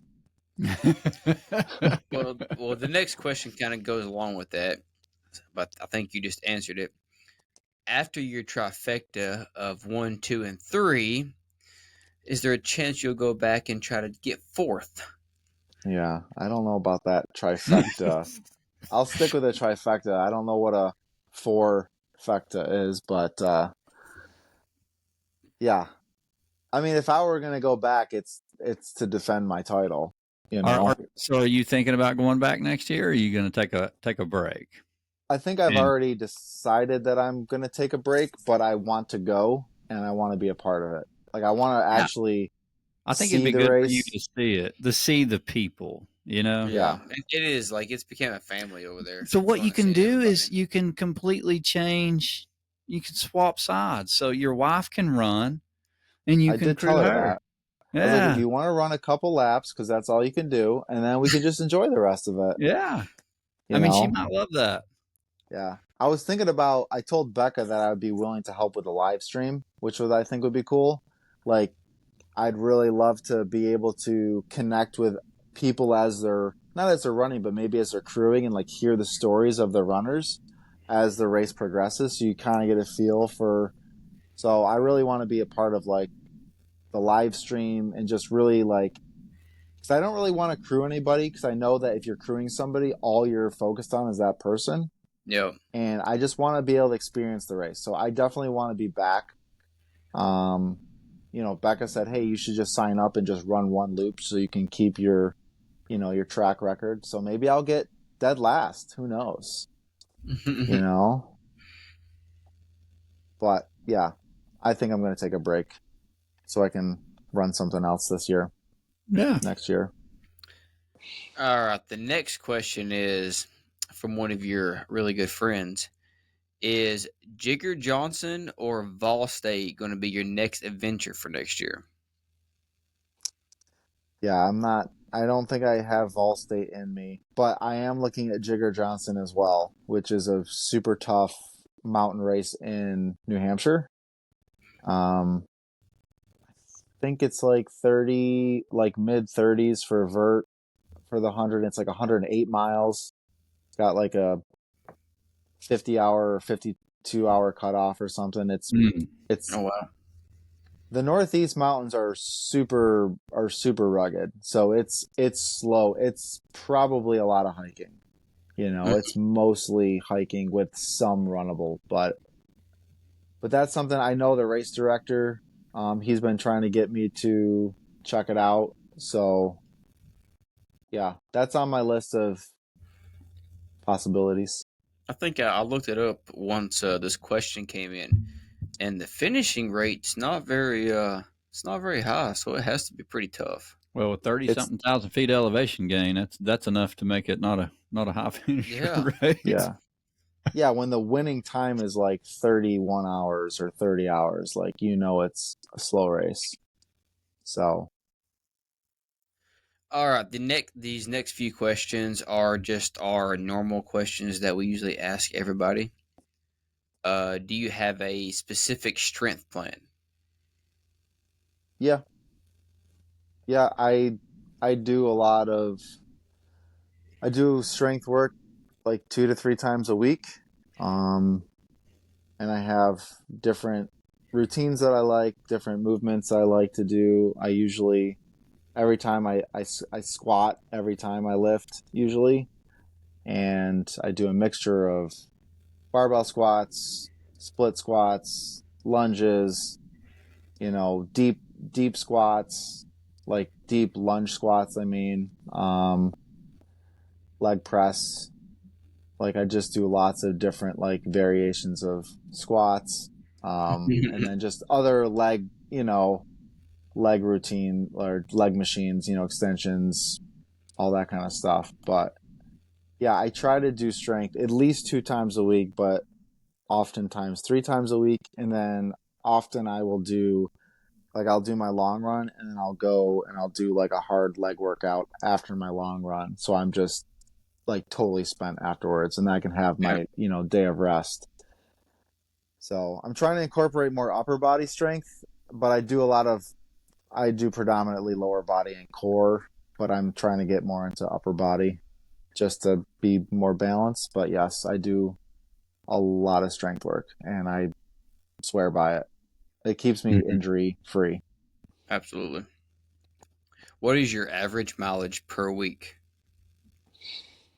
Running, it's not much. 20s to 30s probably, Hmm. because I do a lot of like I said, I do a lot of strength work. I do a lot of stairmaster, and I ride my bike a lot. So I like the variety, and I Mm-hmm. think it keeps me healthier. Plus, if I'm doing more vert, like my mileage is lower. So, so yeah, my mileage isn't crazy, but I'm between working out and everything I do, like in a 12 to 15 hours a week of training. But it's not all running. Like Yeah. right now, like I ran 5 miles this week, but I've worked out, I've ridden my bike.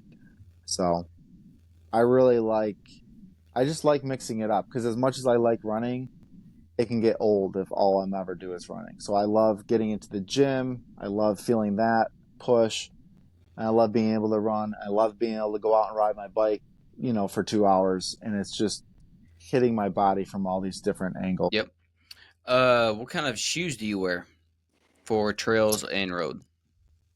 Um, I have, I've been wearing Hokas for a while. They seem to work for me. The Speed Goats, I have the Mafates for trail, and I have some Ultras that I've been wearing in the road, but I gotta find some other road shoes that I like as well. But I also run in sandals a lot on the Hmm. trails, for my if it's a recovery run, I mean, sometimes I'll do it on longer runs, but I feel that it helps strengthen my ankles and my feet a lot, and my feet don't get as fatigued late in races. Like my feet are stronger if I run in sandals. So I didn't run in them as much this year, but last year I ran in them a ton, and I noticed a difference from not wearing them.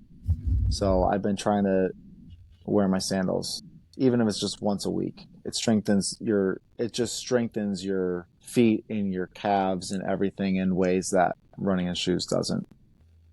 But mostly Hoka's is what I wear for shoes. What is your favorite hydration?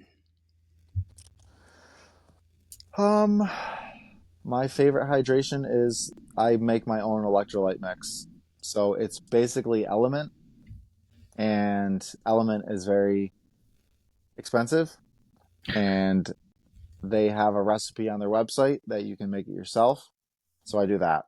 So I have a mixture of potassium, magnesium, and sodium, and I weigh it all out. I mix it up in a blender so it's like pulverized powder, and I just have a whole container of it, and I use that for my hydration. Like every day, like every hydro flask or gallon of water I take, I have that in there. So everything I'm drinking every day has the electrolytes in there. My wife drinks it as well. So I'm cheap, man. Like I love, like, if I can make something myself, I'll do it. Like I used to experiment with I love Greg Armstrong because he's that frugal, like all I need is a water bottle. Like I love that. Like nothing fancy. Like he'll get a thing of corn syrup or whatever he would run on. So yeah, man, I like to make my own element basically. Well, that stuff starts to get expensive when you run as much as we do or work out as much as we do. Way expensive. That's all the questions I have. So I got one last question for you. And I meant to ask you this earlier, but what was your nutrition of choice at Midstate? Like what was your food you stuck to the most? I like to do a lot of fruit. I had watermelon, grapes. I'm trying to remember what I did. A lot of fruit.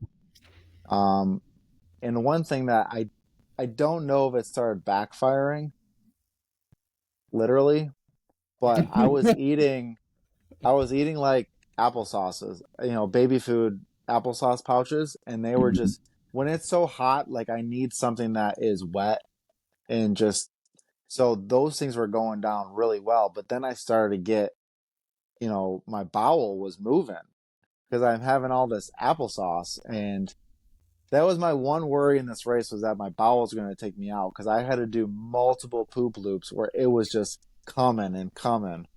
Finally, I was like, you know what? I think I need to back off on the applesauce. And like, I'm trying to remember what else I was eating. Like adding daily fiber in. Yeah. I try to get protein in on like races like this too. So I'd have like pre-made protein shakes or whatever you get in the bottles, because when you're that far into a race, like having some protein and just something that's not acidic is helpful for me. Yeah. So I just have a variety of stuff though. Like I'll have cookies, like Oreos, and just a variety of stuff. I think someone gave me some, spaghetti and sauce from the aid station. Like that went down really well. Like, so they kept bringing me some of that. I didn't have any of that. I think they had some Thai food or Thai noodle thing. I was like, no, I don't want to really mess with that. But fruit snacks, like my go-to, so my cheap go-to food and training is Little Debbie's. So I've got the bigger oatmeal cream pies and the peanut butter, what are they called? Like the peanut butter, like chocolate bars. Can't remember what they're called. But I use those like when I hike in the winter. Like those things, I can eat them and they don't get frozen solid, and they're cheap, man. It's like $5 for a 12 pack, and each pack has like 300 calories in it. So again, I'm cheap. So I don't buy gels. I don't buy Tailwind. I don't buy Scratch. I don't buy any of that. I have my own electrolyte mix, and I buy Little Debbie's. So if I'm going to be in the mountains for 10 hours, I can just shove a bunch of those things and some fruit snacks in my backpack, and I'm good. Yeah. Yeah. So Little Debbie's I had too. I had a lot of those at What's your Midstate. favorite Little Debbie?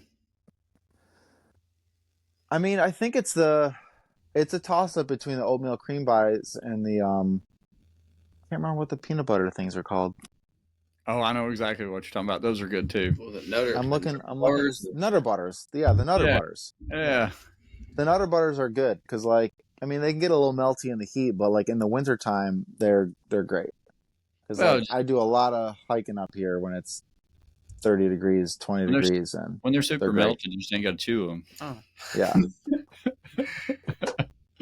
Well, Aaron, that's man, some of my go-to, man.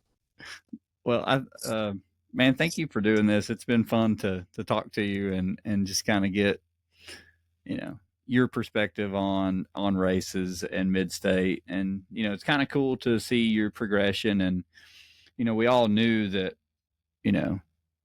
Midstate was a big goal for you. I mean, you could see every year you were just that was your focus, and it was same for Eric.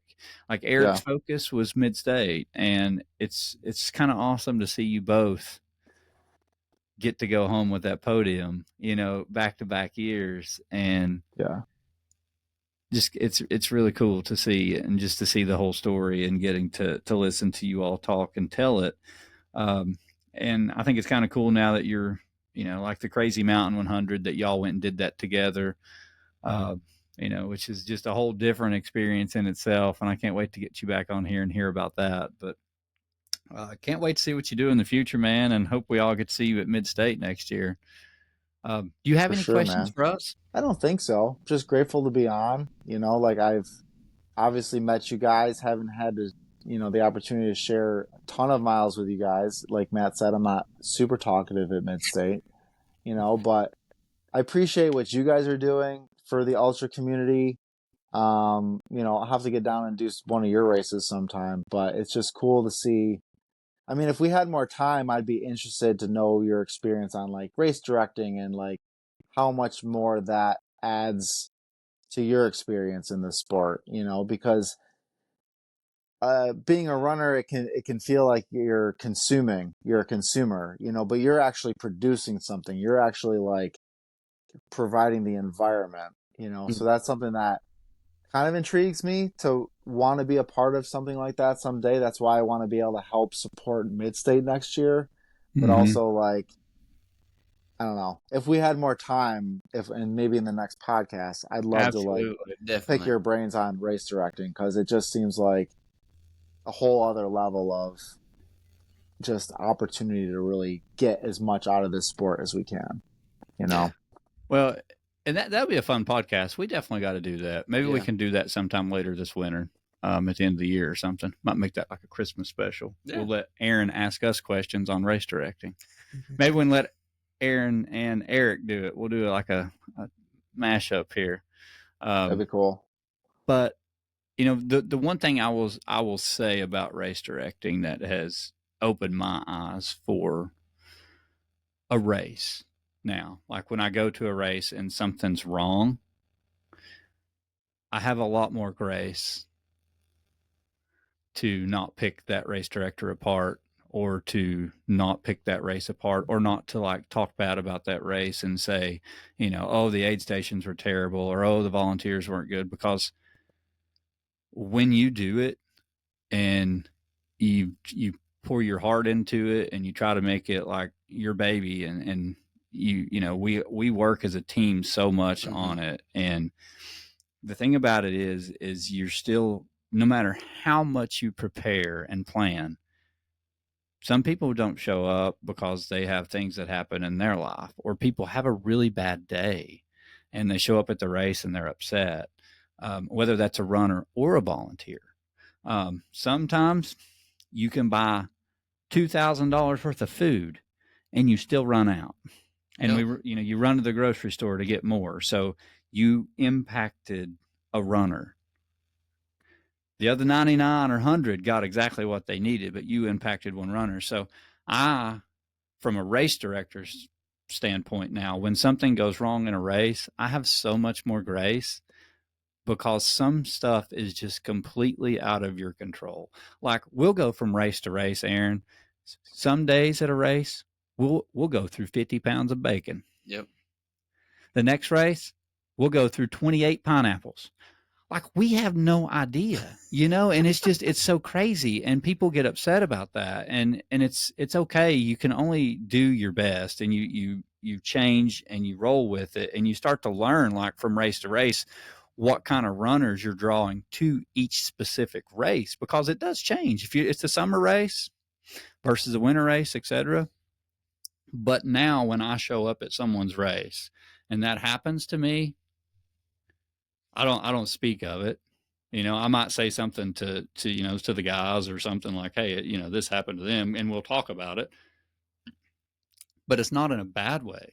It's more of like, no matter how much you do right, something's going to go wrong, and it's not the race director's fault. I mean, they can only do so much, and that's the thing that has really made me step back and look. It's like, oh, well, I got lost in this race. This race director don't know how to flag a course.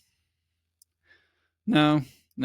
Our last race we had for 3 days in a row, we had someone pull the flags up in the same section 3 days in a row. So, it's the stuff like that you don't hear about. The race directors don't tell you because you don't need to know, because they don't want to worry you. But until you're a race director, you don't understand that. So now when I'm leaving a race, it's like I give that race director grace because I know what he's put into this or she's put into this, and it's a lot. So that's the one takeaway I can tell you that has really changed my perspective. Yeah, the appreciation for what goes into it, and you're depending on volunteers and people are fallible, and people aren't you. You know what I mean? Like, if you were in every role, maybe things would be different, but you have to let go and let the race happen and trust people, right? Yes. So, and that's very hard to do It sometimes. It's you try not to micromanage and just give people control of what you can do, what they can do, and most of the time it goes really good. yeah. Sometimes it doesn't. It's been pretty good this year so far. Yeah. But, in general, you That's just cool. never know. I think the hardest thing, like this year, like the loop races that's been going on, and the down and backs races, the Gone Loco, those have been really simple. For the most part, they've been simple. But once we started the mountain race that we put on the Cherokee, that was 44, 45 miles of trail in the wilderness that we're trying to, make sure everything's going right. That was a little harder as race directors, because we didn't get to see everybody every loop. Like, we started the 130K, we drove and started the 70K, and then we were all split up. And we would just kind of like see people here and there, and, different aid stations. And so you couldn't, cheer everybody on. You couldn't give them hugs. If their race was going bad, you couldn't talk them up or make them feel better. It was like, you're waiting. You're playing the waiting game. You just, did they make it to the next aid station? Yeah, but it was different. Yeah, but absolutely. But Cool. at the end of the day, it's one of those that I think it would be good if you've never volunteered for a race. Like anybody that's listening to this, if you've never volunteered for a race, you should volunteer for a race. And I'm not talking like a 2-hour window. Go volunteer for the race. You be there for the race. And it will change your perspective on what you people literally go through trying to make this happen. And, I can't tell you how many times, like Mary, I thank goodness she was there too. Like that poor girl, she drove for hours, Aaron, just with water jugs through the mountains, trying to keep all these aid stations in water the whole day. And, it's this things you don't think about. And we had so many gallons of water. We put on a mountain race in the middle of July. It's going to take it. So we're going to have even more water jugs next year. But, like, that's the stuff. Like if you don't have the right people, readily available. Like if we didn't have her there or someone else there to run, like to be a runner, she was a runner all day.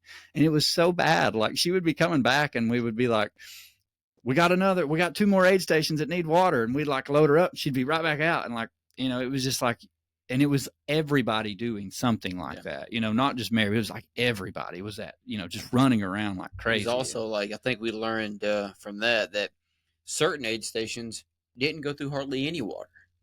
And then certain aid stations, you're like, can we just get a water truck up there? Because, I mean, this one is like just going through everything. And so, like you said, we've already prepared for next year. We've already bought more water jugs. Like we're getting ahead of the game on it now. So for you, like, have you volunteered for a race yet? I have, yeah. Okay. So you've got to experience some of this already. But it's amazing to kind of see the other perspective then, because you have a much different feeling and mindset about a race when you go into it, when things go wrong, like you understand that things are going to go wrong because a human is race directing this race, and humans are running this aid station, and we all can have a bad day. Yeah. So, no, I mean, volunteering is super rewarding. And I mean, I've worked a few aid stations, and like, I love being able to put myself in the position of being someone's crew, because so many people, like the aid station I was at, they couldn't see crew, but like, I felt like I could ask the questions that crew should ask, right? And not just like, what do you need, but like I was mile 50 of this one race of 100K at Twisted Branch, but like, I helped people get to the finish. I helped them deal with the heat of the day, and it's like, it was equally as rewarding, if not, it's as rewarding as running a race. Like being able to volunteer, and if you're in a position to actually help people get to the finish, like people that want to quit, and you get them what they need, and you get them out, send them on their way. Like it's super rewarding. I can imagine it's equally or even more as rewarding just to put on the race, to actually facilitate it. And then, yeah, man, like just getting the people that volunteered, that you just need the people that have the same heart as you. Like they don't have to have the same experience, but like you want them to embody the heart and the spirit that you guys have, right? And like be willing to do whatever it takes to take care of these people and problem solve as an aid station captain or whatever you got to do. Like, you're there to facilitate for people, so attracting. And I mean, I think more runners should be volunteering at races, because like we know what runners need, and like we 100%. Can relate to what they're going through. Like there's so many people that I do see at aid stations that aren't ultra runners and don't really know how to do things, but at least they're out there, Yeah. But if we had more of the running community out there volunteering, like these things would go a lot better, because you'd have people with experience. Yeah, and we were really blessed this year for the Cherokee, because we've got, the ECA family for volunteers, man, we've got so many runners that come out and ran aid stations. That's and it was awesome. flawless. It was flawless. It was just the other chaos that, went along with trying to keep those aid stations stocked. Yeah. But you're 100% right on. When you are a runner and you volunteer at a race, when you see a runner in trouble, you can help them. You can be their crew for the next 20 minutes to get them back. And they will never, ever, ever forget that experience with you. That's the cool thing, is like, you're going to leave a memory with them that they're never going to forget. Yeah. Because you saved their race. You helped them. Yeah. They would not have finished if you would not have been there. Yeah, and you get to have those. Like I remember this one year in particular, Twisted Branch, and I was able to go to the finish because my aid station was able to close in time for me to get to the finish.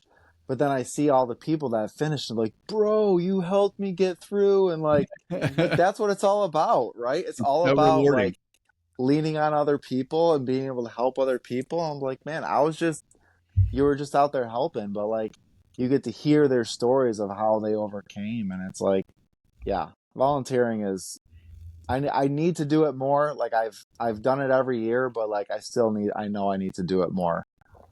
So that was a good reminder. Well, good. Maybe we'll add some people to the list to volunteer over the next year or two. But yeah, I'm glad you asked that, because that's something we don't get asked a lot. But we're very thankful for the volunteers we do have. Man, we've got some good ones right now in East Coast Adventures, and we're super thankful. Without them, Cherokee would not have even been close to what it was. They saved so many runners. I mean, they forced Sam one saved Ryan. And I'm sorry, Sam one saved Brian Vermillion. He was going to quit the race. She got him back to running. He won the race. He was about to quit. Nice. Yeah. Poor Ryan, they were like, I think Sam too, we got two Sams.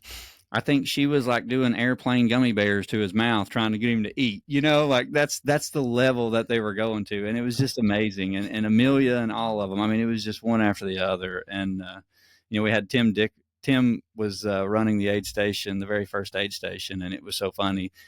The very last runner that came through, he had a lay for the DFL runner and he said, "You're the last runner. You're getting laid today." And he gave him the lay, hilarious. And he finished the race with it. It was so funny. That's awesome. But that's the spirit that makes the races so good, is to have the volunteers like that. So it's awesome. Aaron, man, great question. That's probably the best question we've been asked on this podcast so far. First question about a race director, I think. Yeah. Well, man, thank you so much for your time. We are going to do a Christmas special somewhere around there if we can work it in with you. Your dates match up with ours. Let's do that. And you can ask us questions. That'll be fun. But, dude, cool. Thank you so much for being on the podcast. We've truly enjoyed it. If you don't care, stay on for just a minute after we say goodbye. But thank you so much for your time. Thanks, Aaron. My pleasure, guys. Had a blast.